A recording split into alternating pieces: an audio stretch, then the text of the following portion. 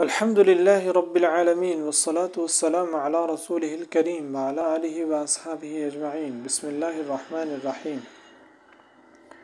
محفوظ روایت میں آتا ہے کہ ایک شخص درود پڑھنے سے غافل تھا۔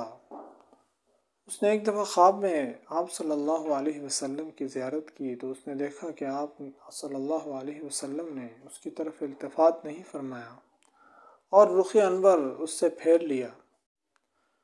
شخص نے عرض کیا، یا رسول اللہ صلی اللہ علیہ وسلم، کیا آپ مجھ سے ناراض ہیں؟ تو آپ نے فرمایا، نہیں، میں تجھ سے ناراض نہیں ہوں، بلکہ میں تجھے جانتا نہیں ہوں۔ اس شخص نے عرض کیا کہ میں آپ کا امتی ہوں، آپ نے مجھ سے اعراض فرمایا ہے۔ آپ صلی اللہ علیہ وسلم نے فرمایا، تم نے کبھی مجھ پر درود نہیں پڑھا، اور امت کی پہچان کثرت درود کے حوالے سے ہے۔ اس شخص کی آنکھ کھل گئی اور اس نے ارادہ کر لیا کہ وہ روزانہ 100 دفعہ درود شریف پڑھے گا۔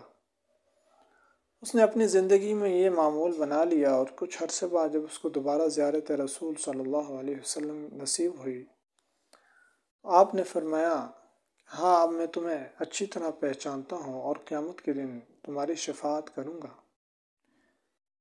جس عمل کی نسبت اللہ تعالیٰ اپنی طرف اور اپنے فرشتوں کی طرف کر کر اس کی اہمیت کو اپنے بندوں پر واضح کرنا چاہتے ہیں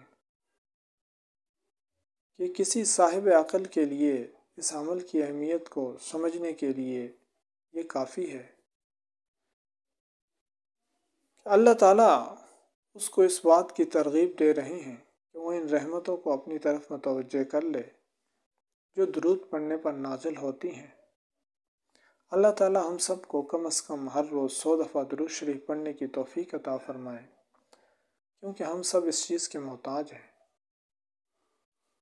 اللہ تعالیٰ ہم سب کو کثرت کے ساتھ آپ صلی اللہ علیہ وسلم پر درود و سلام پڑھنے کی توفیق عطا فرمائے۔ اللہم صلی علی محمد عبدک و رسولک و صلی علی المؤمنین والمؤمنات والمسلمین والمسلمات